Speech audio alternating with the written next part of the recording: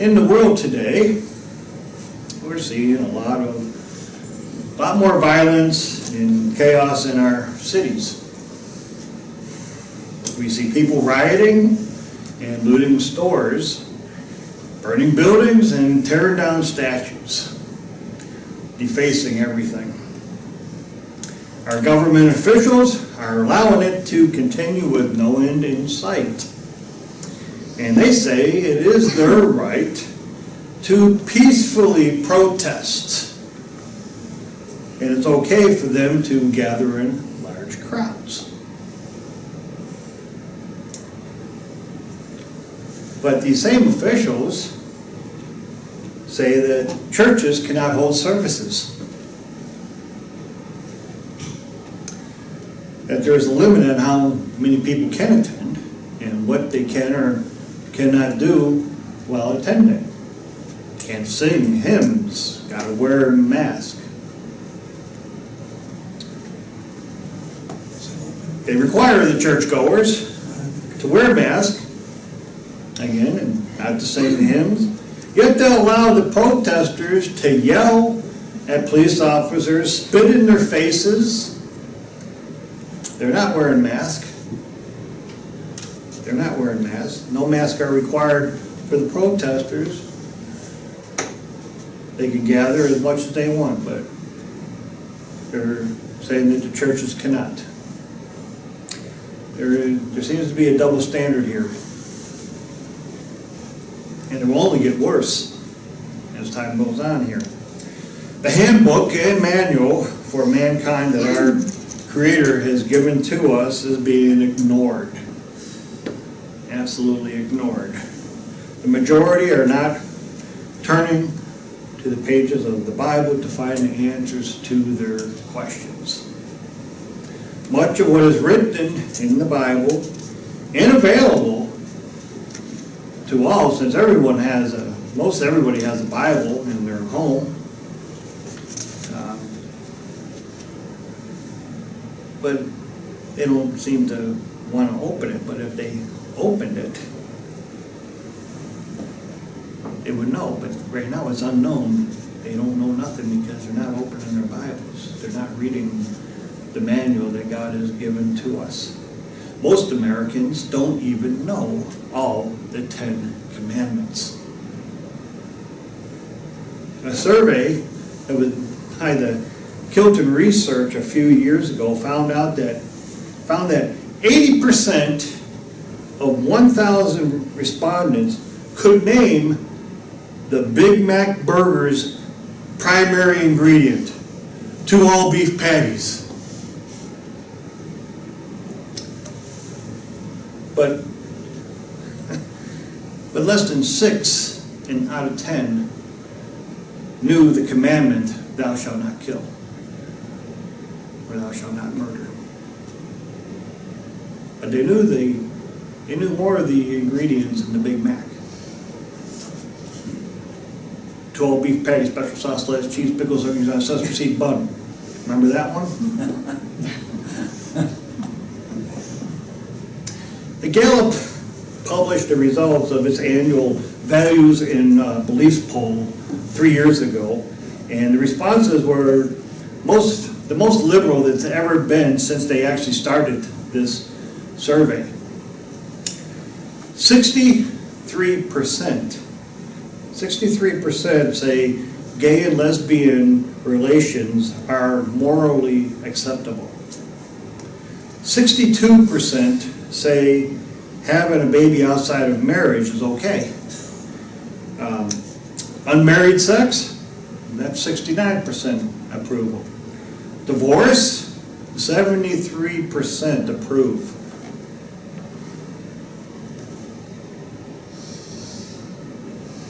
People don't know our commandments. Guess what the least known commandments are?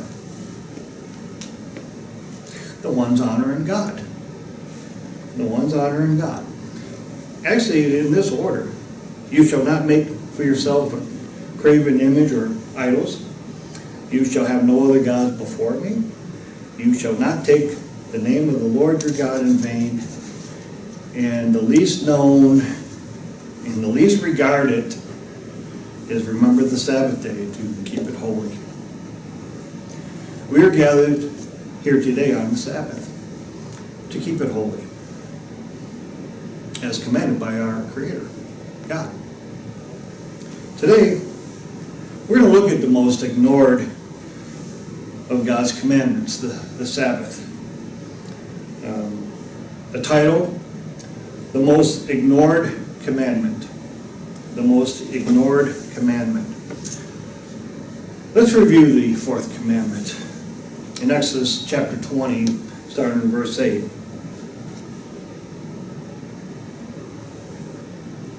In Exodus chapter 20, starting in verse 8. Remember the Sabbath day to keep it holy. 6 days you shall labor and do all your work. But the seventh day is the Sabbath of the eternal your God. In it you shall do no work. You, nor your son, nor your daughter, nor your male servant, nor your female servant, nor your cattle, nor your stranger who is within your gates. For in 6 days the Eternal made the heavens and the earth, the sea, and all that is in them, and rested on the seventh day. Therefore, the Eternal blessed the Sabbath day and hallowed it. Let's look at this commandment a little bit closer.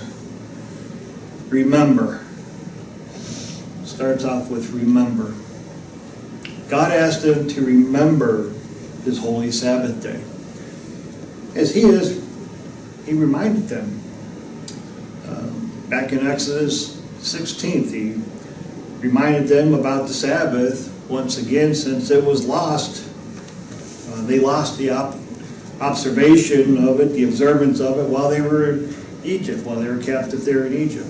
They lost track of the Sabbath day and everything else. In Exodus chapter 16, in verse 23, it says, tomorrow is the Sabbath rest, the holy Sabbath to the Eternal. They were introduced to it. Now in the commandment they were being told to remember. Remember. Keep it holy. Keep it holy. The Sabbath is holy time. In Genesis chapter 2 and verse 3, God sanctified the Sabbath day that He created. He set it apart as holy time. 6 days you shall labor and do all your work. Many forget this part of the commandment. Not only is resting on the seventh day important, but also that you work, especially if you are able to work. These protesters, they seem to have time to protest, and they're not worried about missing work. I know that some may be laid off because of the pandemic, but many of them weren't even working before all this happened. I believe that if they have the energy to throw bricks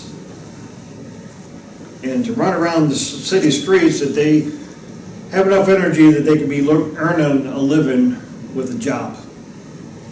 Many, however, are content with government support. Some are making more money on unemployment right now, so they are holding off from going back to work, blaming the virus for the reason that they don't want to come back. Government support is for those who are unable to work or those that are retired from their jobs. I'm retired, but I still try to do things around the house. Of course, my wife, accuses me of just working on my tan and at the pool, but somebody's got to clean the pool, and the sun's shining, so.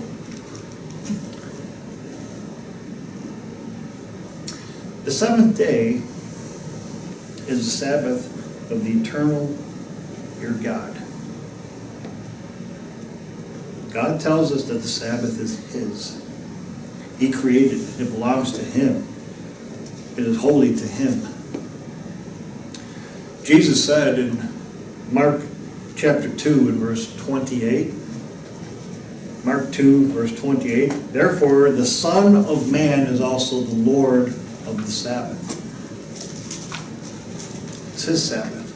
He's the Lord of the Sabbath. belongs to him. You shall do no work. No one is to work on the Sabbath day, not even the stranger who dwells near you. This does not happen in our society. This society that we live in is 24/7 and it never stops. Everyone is too busy to stop and to rest for one whole day. Satan has our society constantly working and never finding time to rest. People even take their work home with them. Satan has gotten everyone to look forward to Friday night as a time to go out and party with your friends.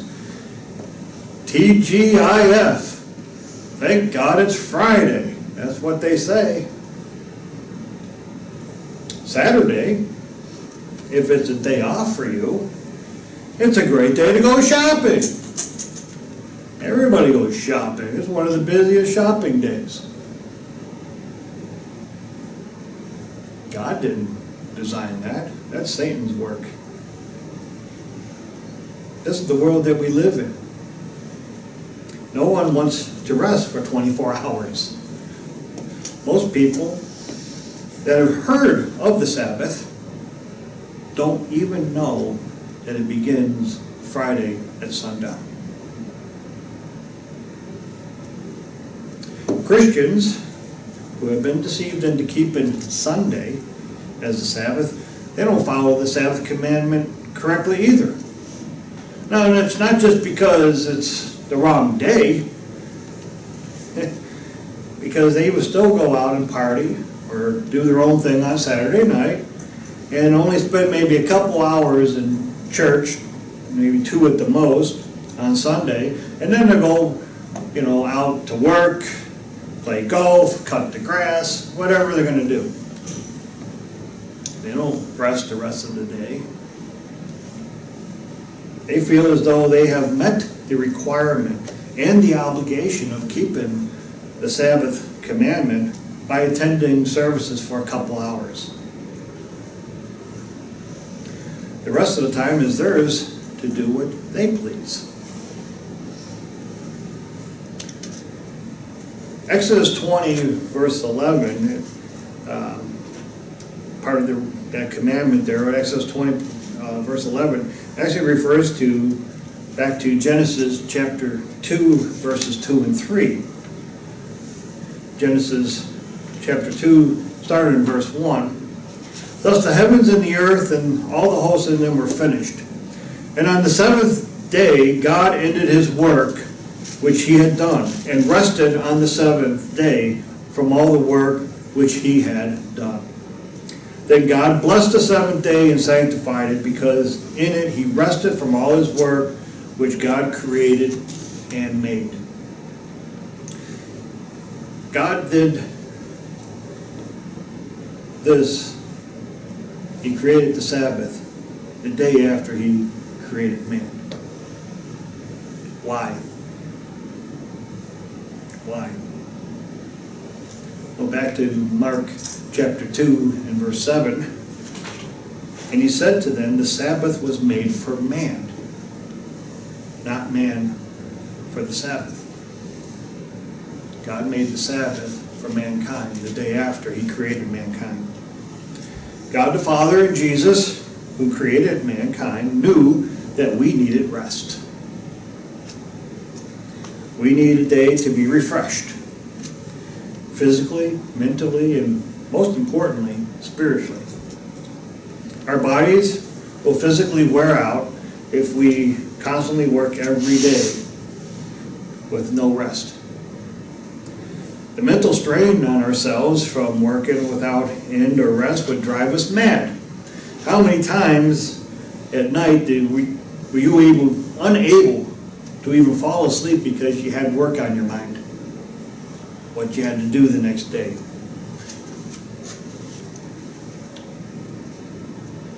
I know I did. I worked one time for 3 weeks straight, on the weekends too. I was exhausted by the time that was over with. God knows that we need rest, and He commands us to rest. But He also tells us that this is holy time. This is holy time. He knows that we need spiritual nourishment. We need time to reflect on all that God has done for us and to worship Him. He gives us this time to draw closer to Him in prayer and in studying His Word. He wants us to assemble together, as we are here today, to hear and learn more about His plan and His love for us. He wants us here to build relationships with each other and to encourage one another. In Hebrews chapter 10 and verse 25, I'm reading the God's Word translation, we should not stop gathering together with other believers as some of you are doing. Instead, we must continue to encourage each other even more as we see the day of the Lord coming. We have this time to share together. Some find it hard to believe that we actually spend 5 hours together in church services and fellowship. My neighbor is one. What do you guys do for 5 hours? What do you talk about? You can't believe that we would spend that much time. You know, he goes to church. He gets in, he's seen, he drops the money, he leaves. As long as he was seen, it's good to go. That's not the way we are. We have a special relationship with God and each other. We have a special relationship with God. He's the creator of all.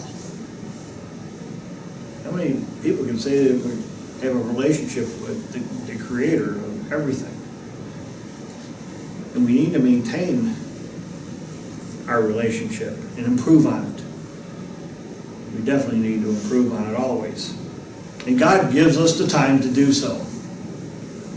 We have opportunities to speak to God and study His Word throughout the week, but we have even more time on the Sabbath to devote our time to Him. We can relax from our daily work week on Friday evenings and have time to study the Bible more. TGIIF. Thank God it is Friday. Or as we say when we're blessing our Friday evening meal, thank you, God, for the Sabbath finally getting here. Thank you for the Sabbath. We can forget about work now. We can reflect on God. The world of Satan does not have time to rest on the Sabbath, but we must. The Sabbath day, it was set aside to remind us weekly that our Creator is the only true God, and that He is vital to our relationship with Him. It shapes the way we perceive and worship Him. That's why He commands us to remember the Sabbath by formally worshiping Him on that day. The Sabbath is a test for us, for those who belong to Christ. When God reintroduced the Israelites to the Sabbath day of rest, He used the gathering of manna to test them to see if they would obey the Sabbath commandment and all of His commandments. In Exodus chapter 16 and verse 4, then the Eternal said to Moses, behold, I will rain bread from heaven for you, and the people shall go out and gather a certain quota every day, that I may test them, whether they will walk in my law or not. Verse 27, Now it happened that some of the people went out on the seventh day to gather, but they found none. And the Eternal said to Moses, "How long do you refuse to keep my commandments and my laws? See, for the Eternal has given you the Sabbath, therefore he gives you the 6-day bread for 2 days. Let every man remain in his place, let no man go out of his place on the seventh day." So the people rested on the seventh day. God used the Sabbath as a test for them, and it truly was a test. Since this law and others were in existence before the commandments were actually given to the Israelites in Mount Sinai. Remember, they were just reminded of these things that Abraham and the patriarchs kept. God wanted to see whether the Israelites would really believe in him and really accept that God really meant what he said. Would they learn to trust him to provide for their needs and sustain them? Do we? Do we trust in God? The Israelites would eventually fail the test in keeping God's commandments, in keeping God's Sabbath. And because of that and idolatry, God allowed them to be taken captive by the Assyrians and the Babylonians. One of the main factors is they did not keep the Sabbath.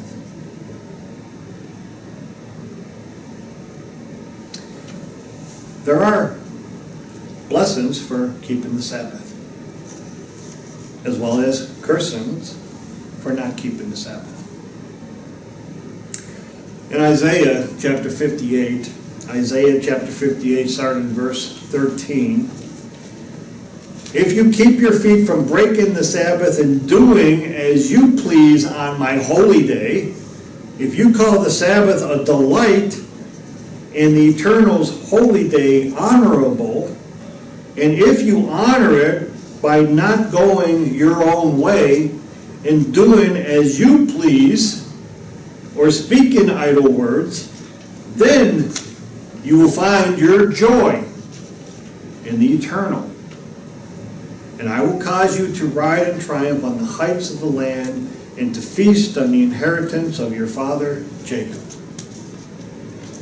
The Sabbath brings joy. Brings joy. The world right now could use a lot of joy. A whole lot of joy.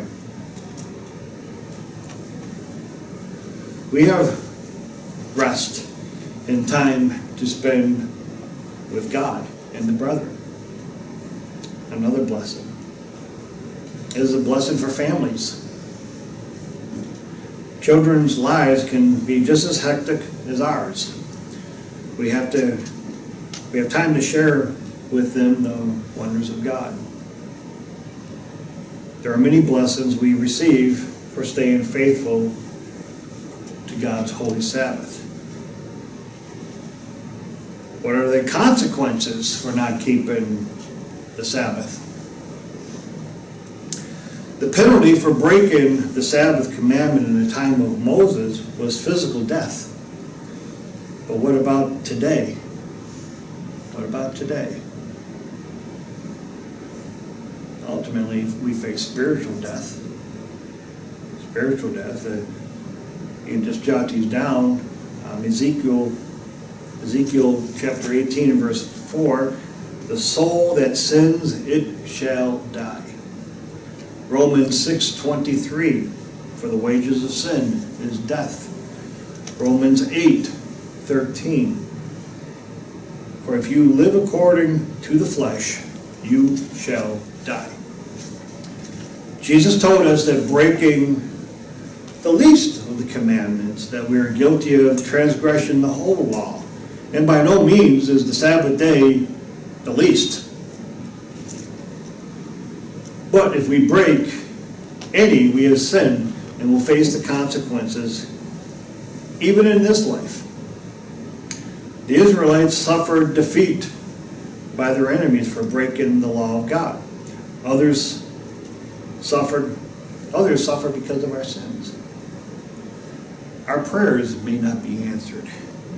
Sickness may befall us. The blessing and cursings chapter of Deuteronomy, chapter 28, applies to us today, as they did then.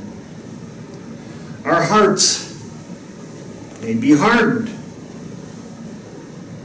and we may be easily deceived and lack understanding of God and His plan for us. This is all the results of sin, breaking the Sabbath, breaking any of the commandments. Ultimately, we face separation from God and our name blotted out of God's book of life, as mentioned in Exodus chapter 32, verse 33. It was also caused us to be cast into the lake of fire, mentioned in Revelations chapter 20 and 21. That's the ultimate spiritual death. We can't allow our hearts to be hardened and to be deceived very easily. Hebrews chapter 3, if you'll turn there, we're gonna read a whole lot now. There's a lot here to be said. Hebrews chapter 3, beginning in verse 7.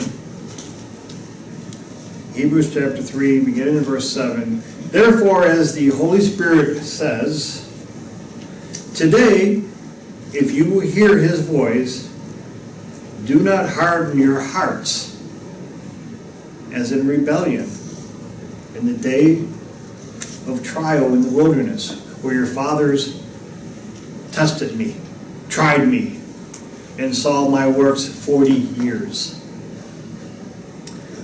Therefore I was angry with that generation and said, they always go astray in their heart, and they have not known my ways. So I swore in my wrath, they shall not enter my rest. My rest. Beware, brethren, lest there be any of you an evil heart of unbelief in departing from the living God.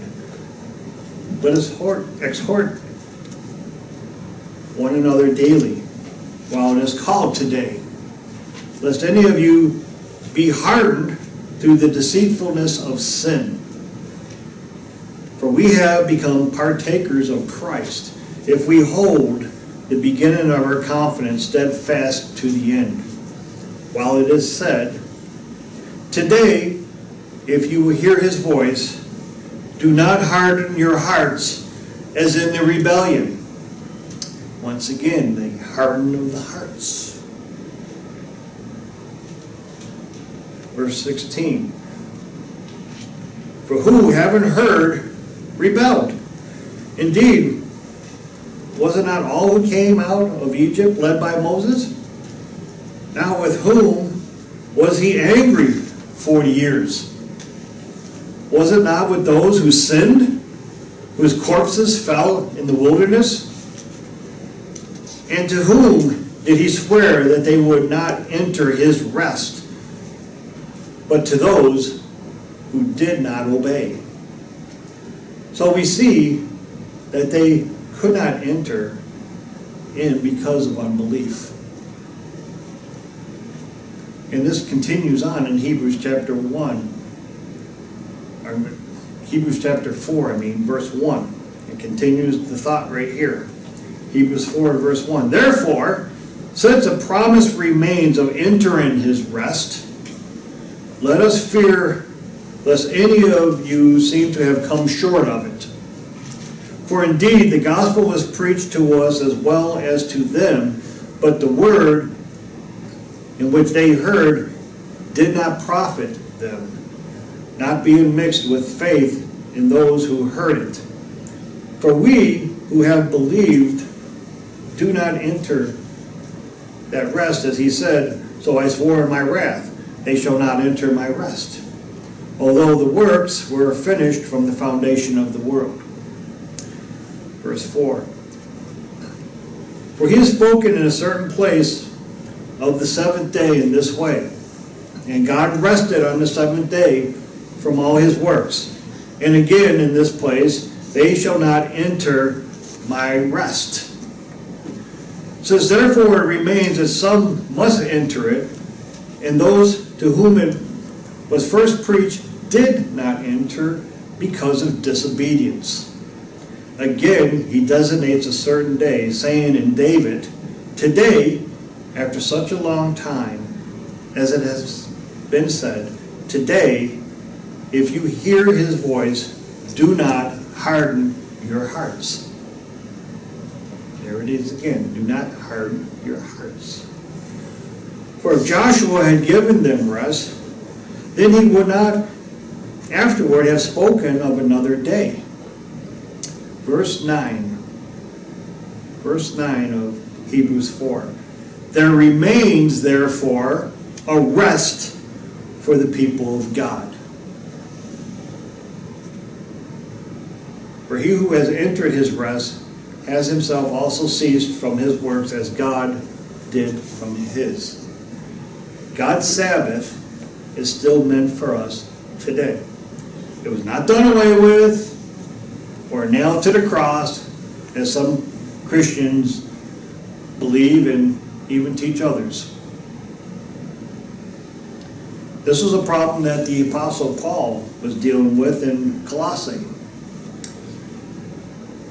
Paul had never visited the brethren there in Colossae. This church was actually established or was influenced by some of the brethren of Ephesus. He did establish, for a couple of years in Ephesus, the church there, and some of these people were going back and forth to Colossae, and the congregation started up in Colossae because of this, because of Paul's teaching in Ephesus. Paul was in prison, actually, at the time that he was writing this letter to them. And he heard that others in their community were telling these new converts to not obey the things of the law. And so Paul first addresses this in Colossians chapter 2 and verse 8. Beware lest anyone cheat you through philosophy and empty deceit, according to the tradition of men, according to the basic principles of the world, and not according to Christ. See, false teachers were telling them to keep the traditions of their people, their pagan ways, the way they grew up with, but it was even more than that, as I will allude to here in a moment. In verse 16, it says, so let no one judge you in food or in drink, or regarding a festival or a new moon or Sabbaths, which are a shadow of things to come, but the substance is of Christ. The church in Colossae was a Gentile church. There weren't a whole lot of Jews up there trying to tell them how to do things. This was a Gentile church. They would not have been raised by their parents to keep the Sabbath or the feast of the eternal God, or be worried about what they ate. Now, Christians will use this verse to attempt to prove the Sabbath is irrelevant and not to be kept. It would have you also believing that it was just the opposite of what is really being said here. See, the people there in Colossae, they were keeping God's Sabbath day. They probably also was keeping God's dietary laws. They were keeping the holy days. But Gnosticism had crept into the church there, and they were being told that they shouldn't keep the Sabbath and the holy days in a festive manner. That was the problem.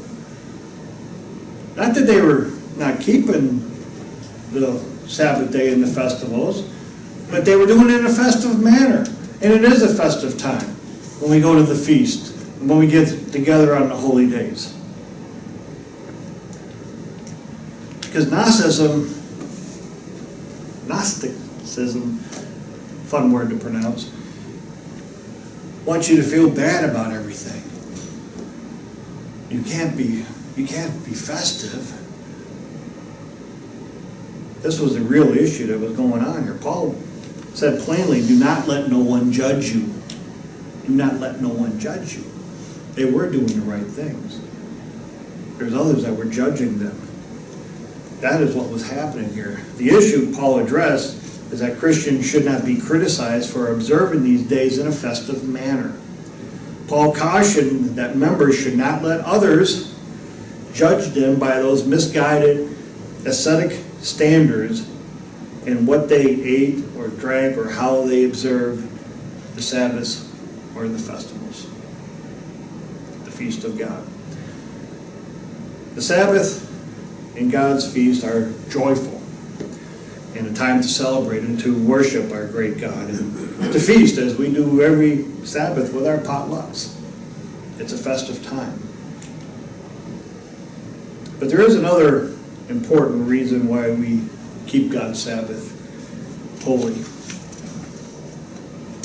God inspired Ezekiel to write in Ezekiel chapter 20, verse 19. Ezekiel chapter 20 and verse 19.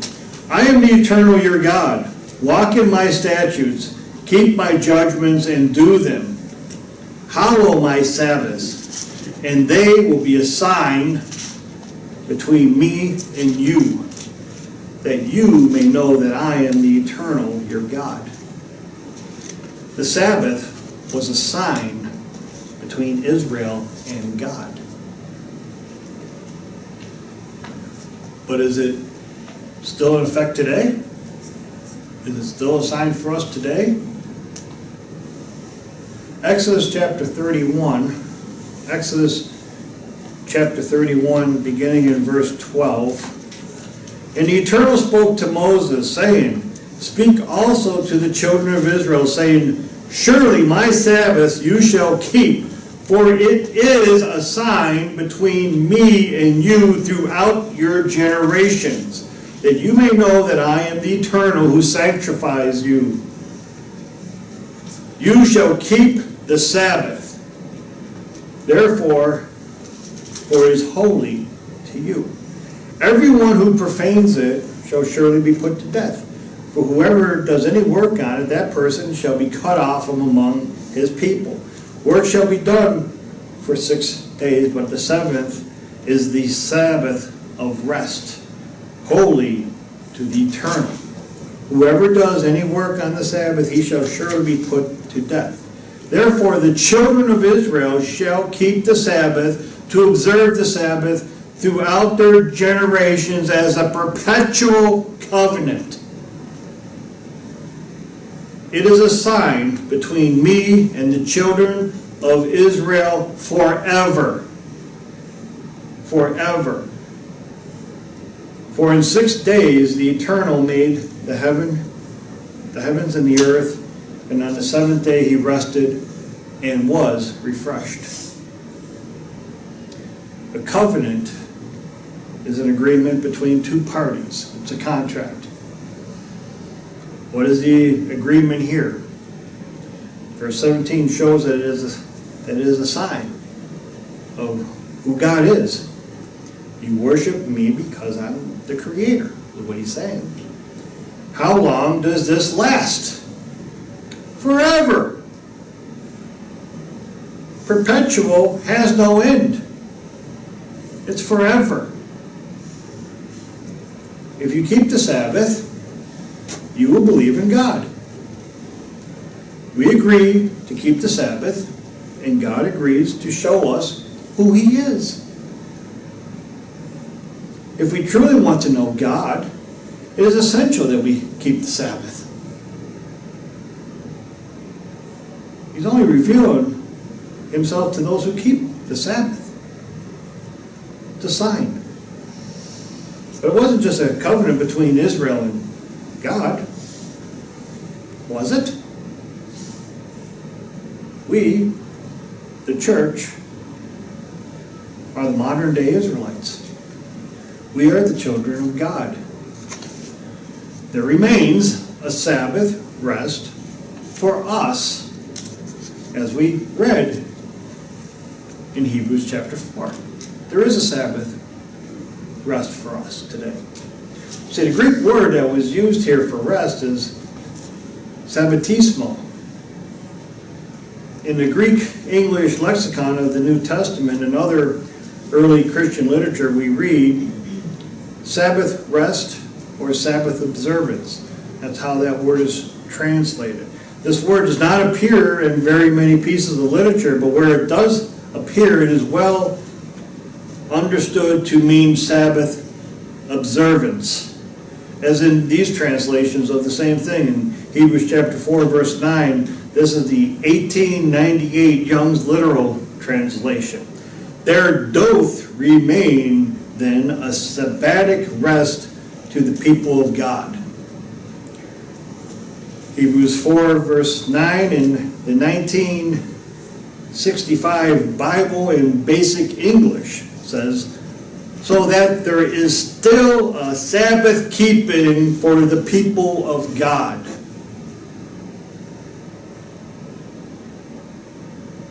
Hebrews was written somewhere around 62 AD, well after the crucifixion of Christ.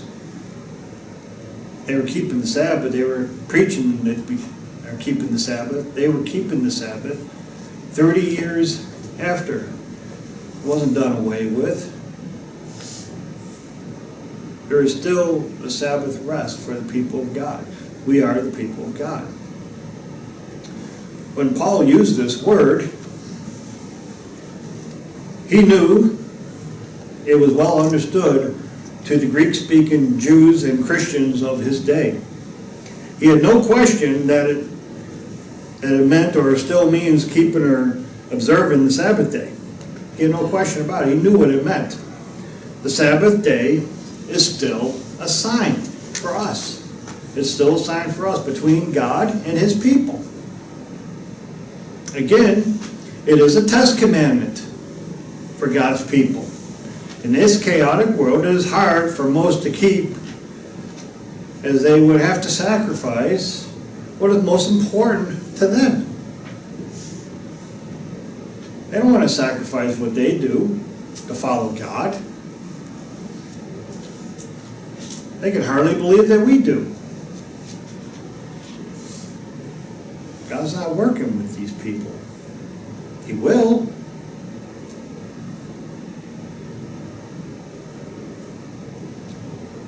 Is keeping the Sabbath hard for us? It shouldn't be. It should be a joy. Time to look forward to, refresh. The Sabbath and all of God's commandments are written in our hearts. They're in our hearts. They're in our minds. They're sealed on our foreheads. Sealed on our foreheads as a mark of God, a sign of God. Sealed in our foreheads. They're on our hands as we keep God's law and we observe the Sabbath. Our actions show that we are supposed to assemble on God's holy Sabbath. We're supposed to keep our laws. It's in our hearts, our minds, our soul, but it's on our forehead, sealed on our foreheads and our hands. We do not have the mark of the beast, which is against God's law. We are sealed by God, and we bear his sign. We bear his sign. One day, all of humanity will learn God's law and will keep God's Sabbath. Isaiah chapter 66, verse 23. This is the New International Version. Isaiah 66, verse 23. from one new moon to another, and from one Sabbath to another, all mankind will come and bow down before me, says the Eternal.